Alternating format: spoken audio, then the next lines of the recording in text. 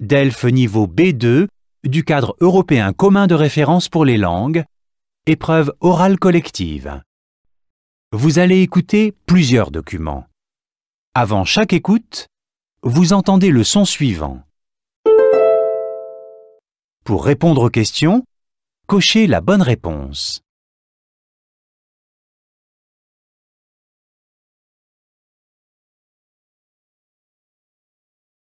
Exercice 1.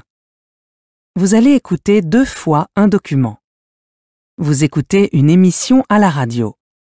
Lisez les questions, écoutez le document, puis répondez.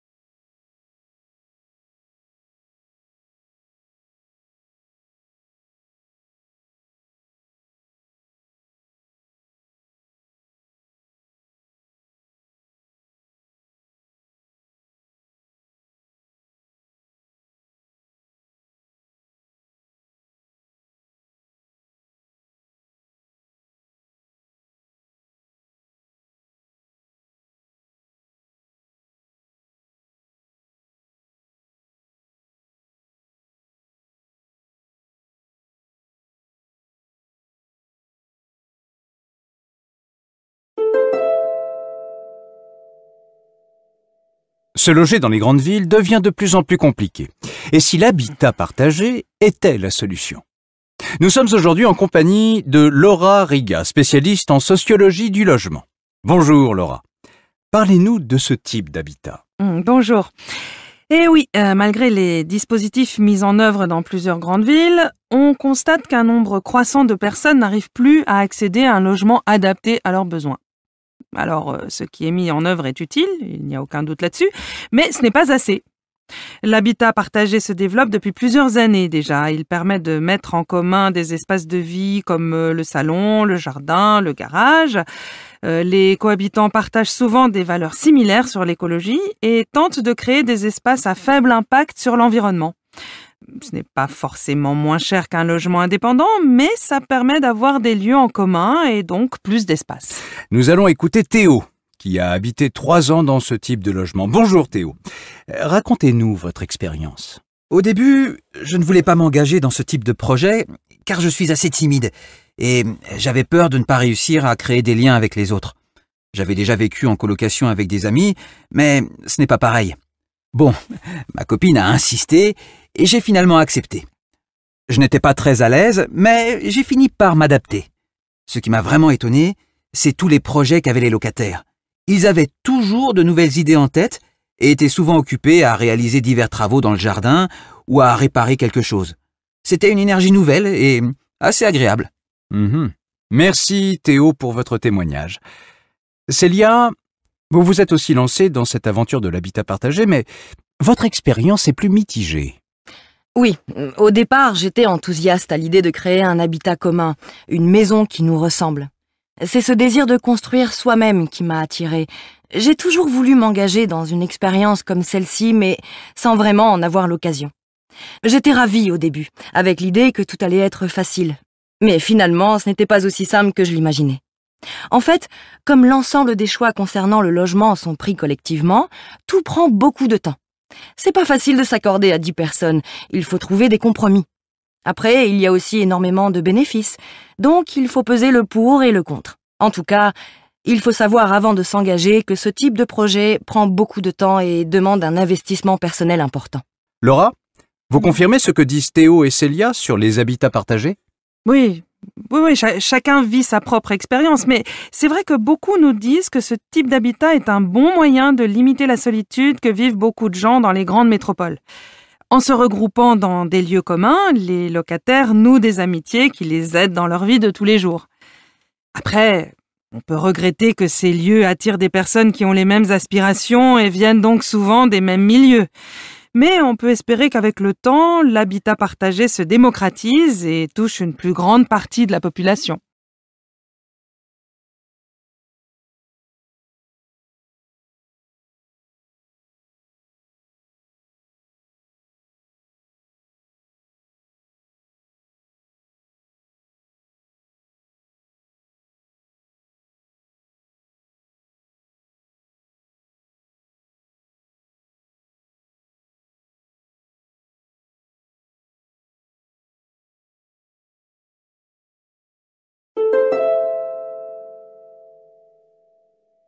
Se loger dans les grandes villes devient de plus en plus compliqué.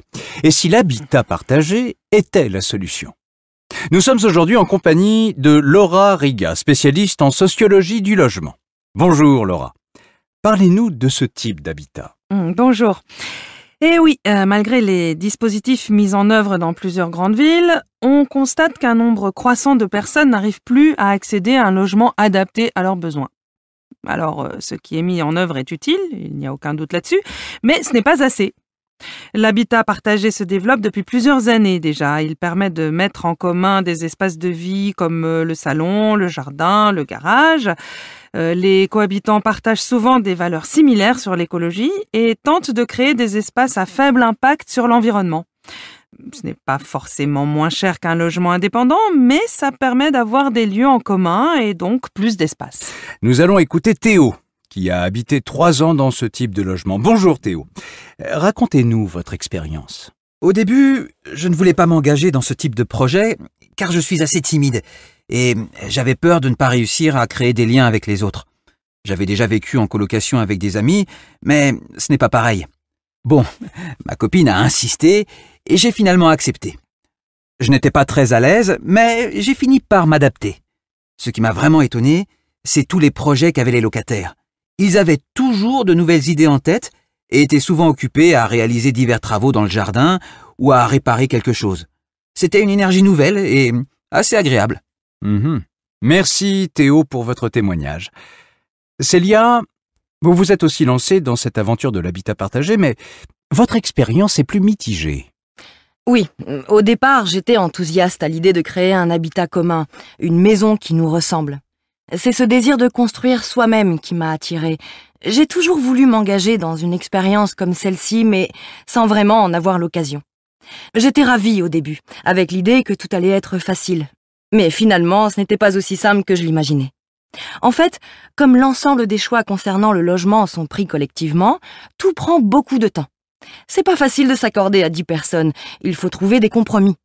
Après, il y a aussi énormément de bénéfices, donc il faut peser le pour et le contre. En tout cas, il faut savoir avant de s'engager que ce type de projet prend beaucoup de temps et demande un investissement personnel important. Laura, vous confirmez ce que disent Théo et Célia sur les habitats partagés? Oui, chacun vit sa propre expérience, mais c'est vrai que beaucoup nous disent que ce type d'habitat est un bon moyen de limiter la solitude que vivent beaucoup de gens dans les grandes métropoles. En se regroupant dans des lieux communs, les locataires nouent des amitiés qui les aident dans leur vie de tous les jours. Après, on peut regretter que ces lieux attirent des personnes qui ont les mêmes aspirations et viennent donc souvent des mêmes milieux. Mais on peut espérer qu'avec le temps, l'habitat partagé se démocratise et touche une plus grande partie de la population.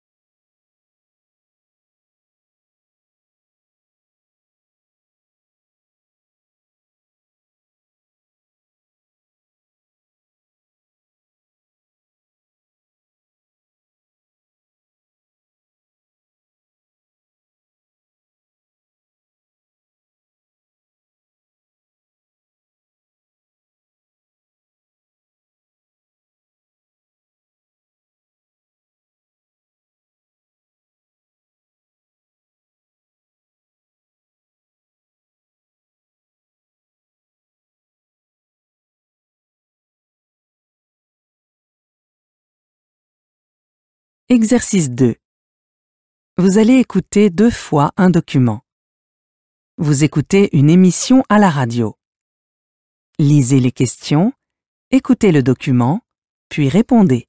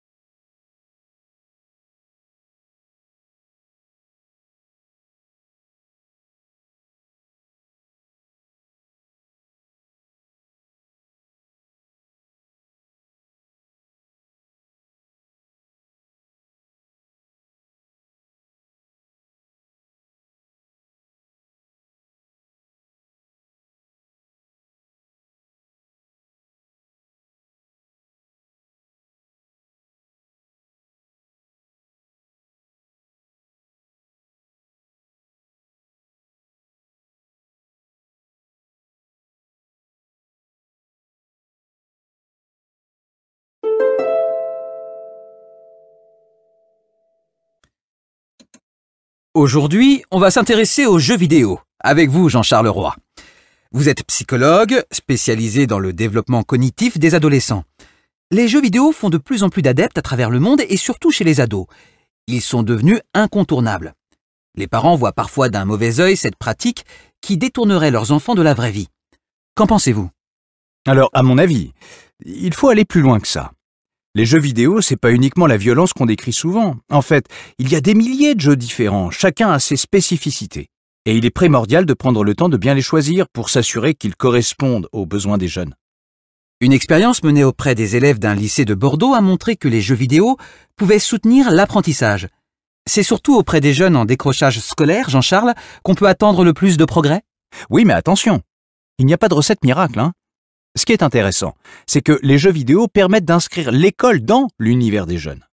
Parce qu'ils se sentent souvent éloignés de l'école, ils ont l'impression qu'elle fait partie d'une autre planète. Une planète à laquelle ils n'ont pas accès. Les jeux vidéo sont efficaces s'ils s'inscrivent dans une prise en charge globale de l'élève. Tant qu'ils auront l'impression que l'école ne mène nulle part, il y aura toujours des élèves en décrochage. C'est un travail d'équipe qui doit aussi se faire auprès des familles. C'est à la fois une prise en charge pédagogique et psychologique. Les jeux vidéo peuvent être un bon moyen de mettre en relation l'élève avec l'équipe enseignante. Justement, nous allons écouter Marine, qui a pu tester les jeux vidéo en classe.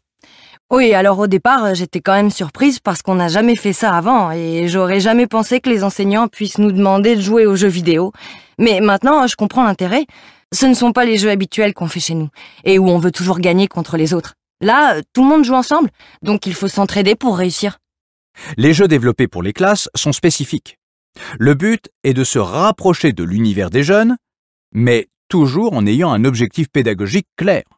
Il ne s'agit pas simplement de faire des jeux car c'est à la mode, non, mais parce qu'ils permettent une réelle expérience de groupe et peuvent soutenir les apprentissages. Ce qui est difficile, c'est que les professeurs n'ont pas forcément les connaissances nécessaires pour bien les utiliser. Cela demande quand même beaucoup de temps.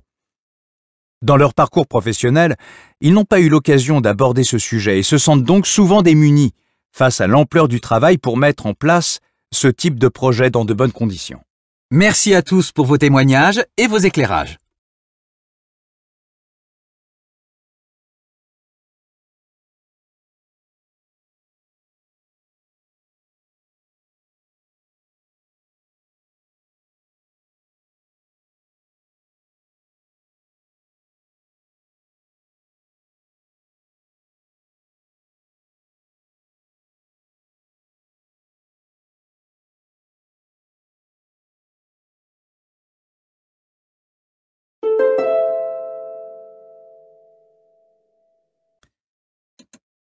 Aujourd'hui, on va s'intéresser aux jeux vidéo. Avec vous, Jean-Charles Roy.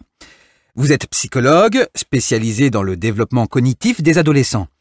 Les jeux vidéo font de plus en plus d'adeptes à travers le monde et surtout chez les ados. Ils sont devenus incontournables. Les parents voient parfois d'un mauvais œil cette pratique qui détournerait leurs enfants de la vraie vie. Qu'en pensez-vous? Alors, à mon avis, il faut aller plus loin que ça. Les jeux vidéo, c'est pas uniquement la violence qu'on décrit souvent. En fait, il y a des milliers de jeux différents, chacun a ses spécificités. Et il est primordial de prendre le temps de bien les choisir pour s'assurer qu'ils correspondent aux besoins des jeunes. Une expérience menée auprès des élèves d'un lycée de Bordeaux a montré que les jeux vidéo pouvaient soutenir l'apprentissage. C'est surtout auprès des jeunes en décrochage scolaire, Jean-Charles, qu'on peut attendre le plus de progrès? Oui, mais attention, il n'y a pas de recette miracle, hein. Ce qui est intéressant, c'est que les jeux vidéo permettent d'inscrire l'école dans l'univers des jeunes. Parce qu'ils se sentent souvent éloignés de l'école, ils ont l'impression qu'elle fait partie d'une autre planète. Une planète à laquelle ils n'ont pas accès. Les jeux vidéo sont efficaces s'ils s'inscrivent dans une prise en charge globale de l'élève. Tant qu'ils auront l'impression que l'école ne mène nulle part, il y aura toujours des élèves en décrochage. C'est un travail d'équipe qui doit aussi se faire auprès des familles. C'est à la fois une prise en charge pédagogique et psychologique. Les jeux vidéo peuvent être un bon moyen de mettre en relation l'élève avec l'équipe enseignante. Justement, nous allons écouter Marine, qui a pu tester les jeux vidéo en classe. Oui, alors au départ, j'étais quand même surprise parce qu'on n'a jamais fait ça avant et j'aurais jamais pensé que les enseignants puissent nous demander de jouer aux jeux vidéo. Mais maintenant, je comprends l'intérêt.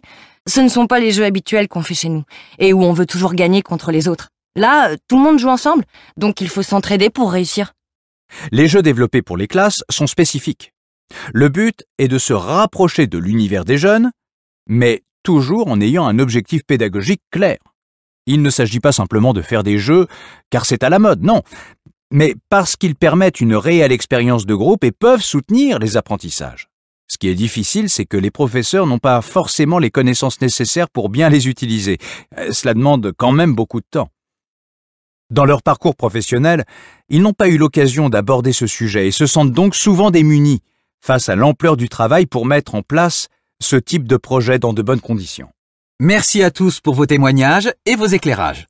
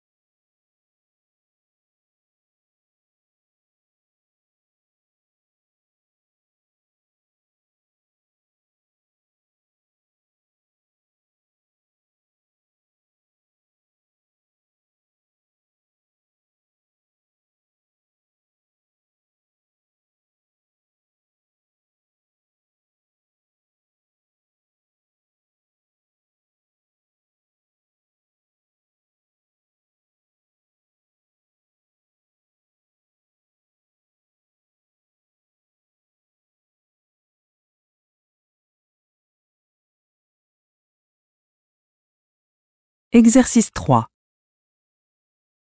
Vous allez écouter une fois 3 documents. Document 1.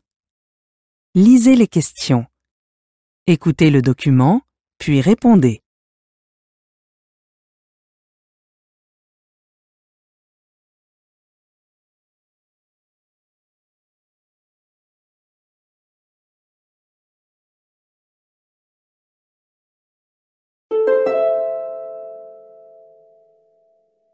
Voici le Social Lab avec Valère Coréard. Valère, faire des cadeaux, c'est bien. Faire des cadeaux éthiques, c'est encore mieux.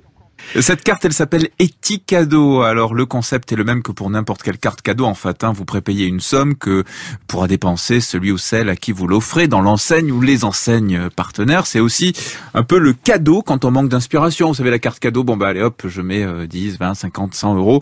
Et puis comme ça, je me casse pas la tête à en chercher un. Mais ça va peut-être changer avec cette carte nouvelle génération qui vous permet de dépenser le bon d'achat auprès de marques responsables. Et ça fait toute la différence. Valère Coréard, qu'est-ce que vous mettez derrière marque responsable, concrètement? Alors des marques ou des boutiques qui proposent des produits et services qui s'inscrivent dans une démarche écologique autour de l'environnement, mais aussi du social. Il y a par exemple Artisans du Monde qui sont spécialisés dans le commerce équitable, Label Emmaüs qui est la boutique en ligne de la Fondation Abbé Pierre, l'Amazona qui propose des cosmétiques zéro déchet ou encore 1083, ça c'est le fabricant de jeans made in France. Vous voyez Pierre, cette carte ouvre bien les portes de la consommation responsable. Mais cette initiative, c'est une première en France? Il semblerait, en tout cas l'offre est déjà importante avec un large choix pour se faire plaisir. Copyright France Inter.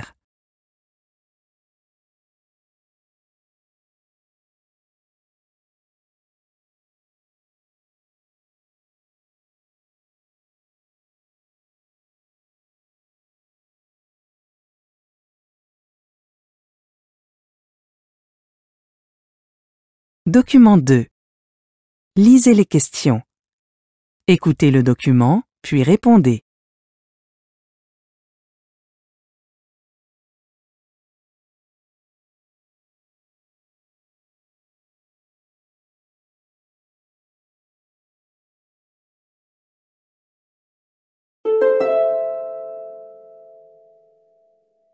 Ils sont irrésistibles et ils sont en train de faire exploser les codes de la communication au travail. Si l'envie vous prend de glisser un pouce levé, des mains qui applaudissent ou un clin d'œil complice à la fin de votre mail à un collègue, ne vous gênez pas, vous êtes dans la tendance.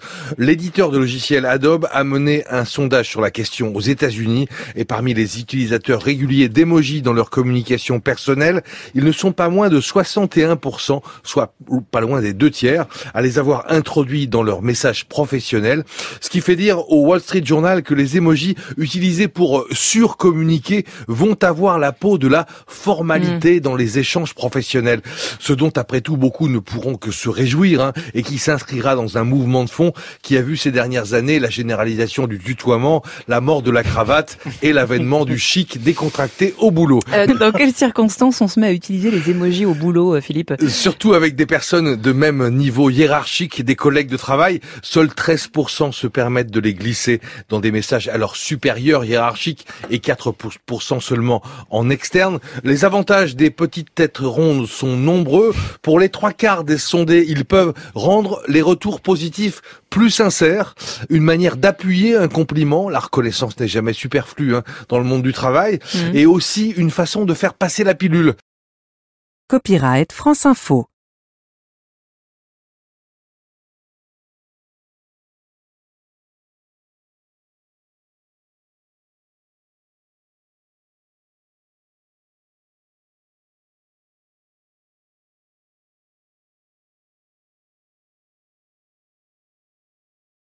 Document 3.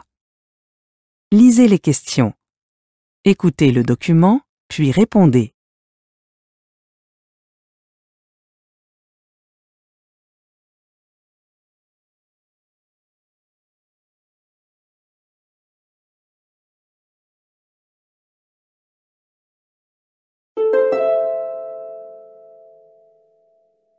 Bonjour Maëva Dahl, vous êtes spécialiste en nutrition et vous nous parlez ce matin de l'enquête que vous avez réalisée sur les habitudes alimentaires des Français. Expliquez-nous. Eh bien, on remarque que ces dernières années, les habitudes de consommation des Français ont énormément évolué. Les produits vendus par les grandes chaînes de distribution le montrent bien. La mode est au bio. Avec l'ampleur de la prise de conscience sur l'urgence climatique, les Français ont envie de participer à l'effort collectif et cherchent à s'alimenter grâce à des produits biologiques et qui proviennent de leur région. Consommer des aliments qui sont produits à proximité, c'est réduire son impact sur l'environnement et agir concrètement pour la planète, et c'est ce que veulent les Français. Mais est-ce qu'acheter des produits élaborés à proximité est un gage de qualité, Maëva ? A priori, le local garantit la fraîcheur des produits, oui. Les saveurs seront davantage conservées si la consommation en fruits et légumes, par exemple, est faite rapidement après leur récolte. Mais qu'en est-il des prix ? Alors, normalement, quand on consomme local, on privilégie les circuits courts, c'est-à-dire avec le moins d'intermédiaires possible. Donc, les prix sont intéressants. Mais cela dépend aussi des quantités commandées. Les grandes surfaces commandent en très grande quantité et arrivent ainsi à avoir des tarifs imbattables.